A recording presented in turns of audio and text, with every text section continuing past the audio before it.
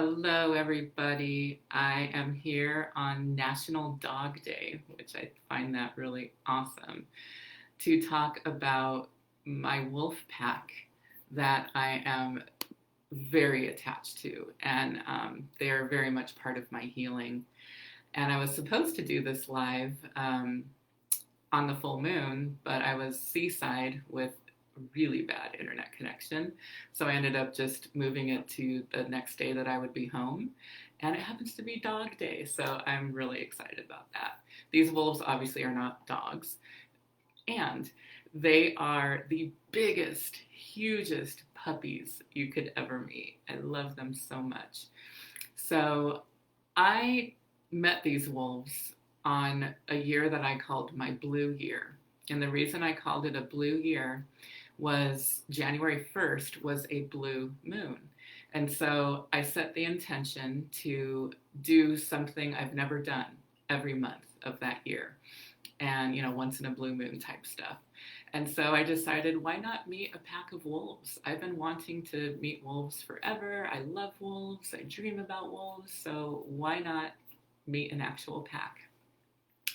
And so I did that, and it was life-changing. Oh my God, this pack is just so open. You can pet them, they lick your face. I've been to some sanctuaries, like I recently went to a lion sanctuary, and it just felt really zoo-like and sad. They were behind, you know, fences and gates, and you could just kind of look at them. But this is so different. You get to actually be in the energy of the wolves and have them work on you, right? So my heart was completely burst open, especially by one particular wolf, and he's the lone wolf of the pack. It's a pack of, I think, about seven, I believe. I'm not sure the actual number, but there's a lot of wolves there. But Freedom is the lone wolf. He's kind of off by himself. He has his own thing in life apart from the pack.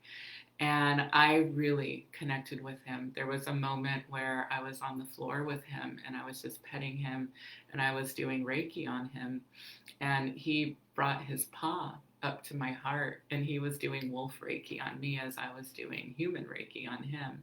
And it was this, I feel like that particular time was when we linked and we connected.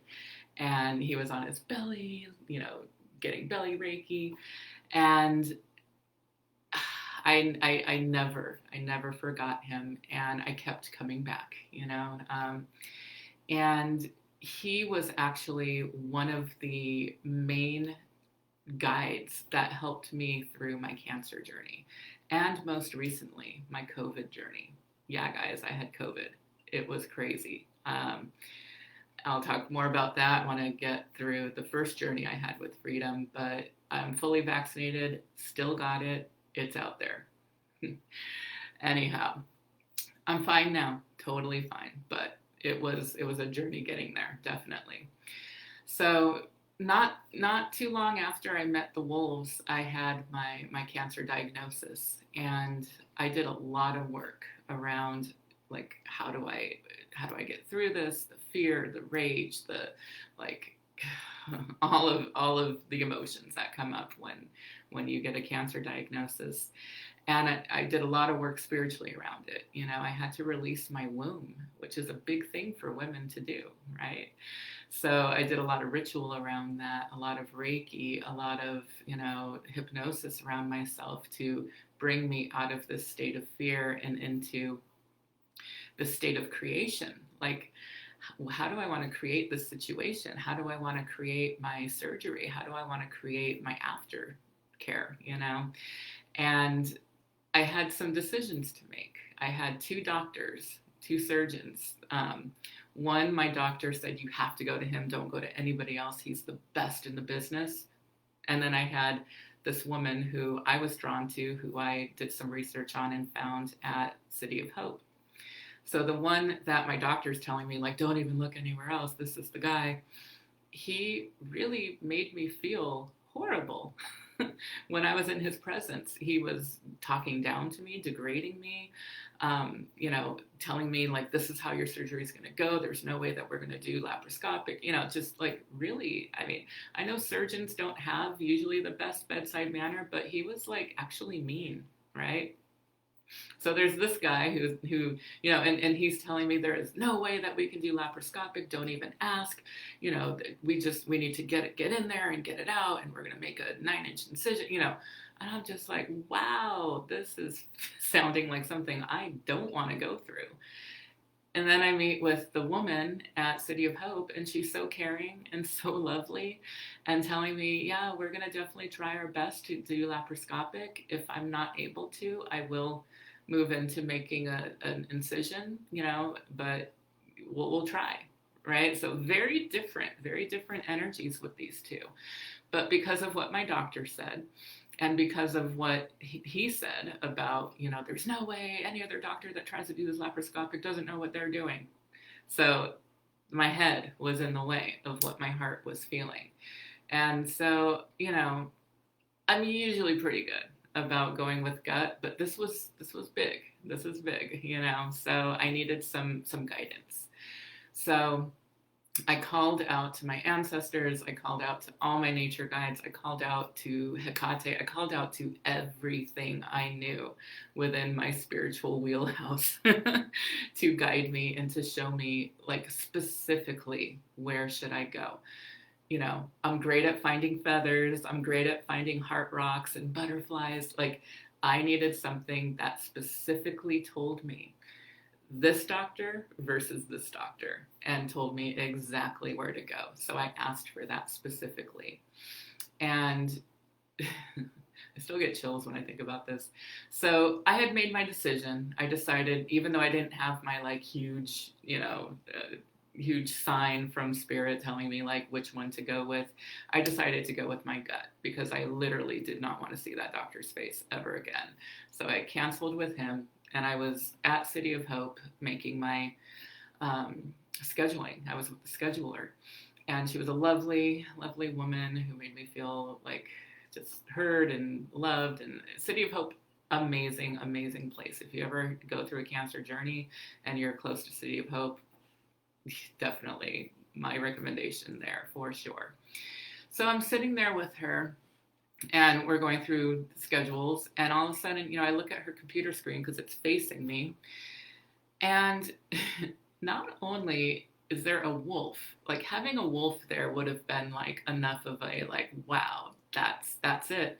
But you guys, it was freedom. It was my wolf that I have completely connected with. And so to see freedom on this complete stranger's screen in City of Hope, where I'm thinking about having my surgery and not sure about it, but going with it. Like, once I saw freedom there, you guys, I knew that was my sign. Freedom came through spirit to show me like, you're safe and this is where you're supposed to go. So that's number one. And, I got exactly the surgery I wanted through all of the work I did on myself, all of the help I received from people. I did ritual around releasing my womb. I did self-hypnosis about how I wanted the surgery to go, how I wanted the aftercare to go, and I got everything I wanted. I got,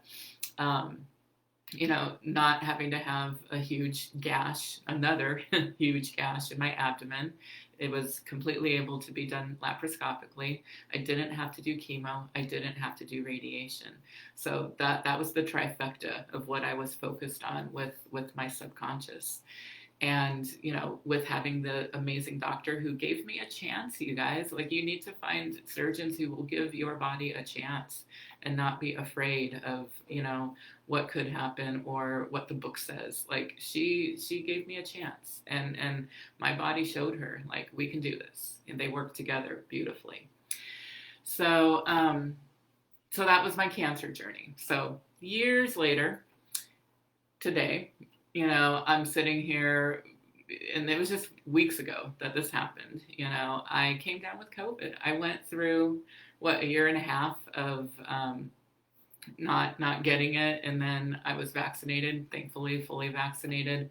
And it comes on quick, you guys. Like, I woke up with a little bit of a scratchy throat, and I was like, oh, maybe there's something in the air. Maybe I slept with my mouth open. Who knows? So I didn't think anything of it because I felt fine. But then within a few hours, the cough. And it was a cough I've never had before. It sounded different. Like, it was very strange. And then that night, the fever. And then the next day, the smell and the taste, right? It was just so fast. It just like takes over. And so that second night was when I had the 103.5 fever. And that's when I kind of got scared because, it's like I, just like all of you, have been looking at this. I've been taking a big break from it, truthfully, in the last like half year. I'm just like, all right, if it happens, it happens. But, I'm just going to be as safe as I can. But I can't like have the COVID stream happening 24/7 anymore. And man, it that night was a little scary because, I was going through all of the everything. I was receiving everything that COVID had to give. And the only thing I didn't receive was the not being able to breathe. And I was like, all right, this can't be next, right? So before I went to bed with the 103.5 fever, with the fever dreams that ensued, I did a little bit. Well, first of all, I felt like a truck had run over me. So there was no like doing like a bunch of ritual and healing on myself. It was more like, all right, I'm just gonna lay in this bed, sleep, and let my guides do the healing. So, but I did. I called out right before I went to sleep. Just put my hand on my heart, and I called out to anybody who would help me, my nature guides. Same as what I did with the cancer journey, right? Like my nature guides, my ancestors, like whoever wants to come help me, please get me through this night. Please allow me to breathe easily, and please get rid of this fever. And then I passed out. And I had the most lifelike dreams I have ever had in my life. I was completely present in them. I could go do things I wanted to do, completely lucid. And there was one point where there was a bunch of weird stuff happening in the dream, and I was like, I need to go over there. And I walk over there, and I see Amma, the hugging saint. And she's there with me, and she puts her hands on her heart, and she just kind of bows to me. And then, I'm just like, oh my God, Amma came to visit me. That's amazing. And then I continue on the dream. And then who comes? Freedom. And Freedom comes up to me, and they're huge, you guys. I don't know if you've ever seen a wolf, but like their paws are about as big as your hand and arm, So when we were doing Reiki on each other, it was like a big human hand, but it was like covered with fur, and it was a paw was on me. But when they stand, like if they stood, they would be probably about almost as tall as me. And so he stood, and he put his paws on my shoulders, and he was just licking my face. And when I woke up that morning, after like 17 hours of sleep, my fever was gone. And that started, me being able to start to get up again, walk around, do things I wanted to do within reason. I still pretty much rested for at least a week. And then after that, it was gone. Never had the lung stuff happen, never had to go to an ER, So part of me is glad that I've been through it. So now I know that my body can handle it, and I've got antibodies, So there's a little part of me that's like, yay, I got done with it. But then there's another part that knows, that it was the healing of Amma and the wolves, and, my body being able to fight it off, and being strong enough with the decisions I've made to change how I treat it, and what I do with it and what I put in it. So I just wanted to share with you guys how impactful these wolves have been in my healing, and explain to you why I'm doing this retreat with them, because it's not just, let's go meet wolves and have fun. Yes, it's going to be a lot of fun. Yes, it's going to be amazing to meet a pack of wolves, like all of that. And we are going to be putting this into this beautiful, magical ritual of calling out to our ancestors and getting in touch with them feeling the healing from them. Talk about healing. Your ancestors are there to make sure that you are doing okay in life, and they want to be there for you. So we're going to connect with the ancestors. The retreat is on 10/30, October 30th, which is like right when that portal is opening between, the living and the dead. And we've got the wolves, so we've got that wolf heart healing. We've got this amazing pack that just loves to give to humans. There was one point where Freedom and I were just together. I can't even explain just how I feel. I have a tattoo of Freedom on me because we are so connected. And interestingly enough, the full moon, I was out at the ocean, and Colette, who is the wolf mama of the pack, she reached out to me because Freedom was feeling a little bit under the weather, and she was wondering if I could do some Reiki, and I was like, absolutely. So I actually just got to go see Freedom yesterday and worked on his heart. And that time he wasn't giving me Reiki. There have been many times where his paw comes out and like touches me, and I feel the wolf Reiki happening. But with this one, he just laid. He laid back and he received.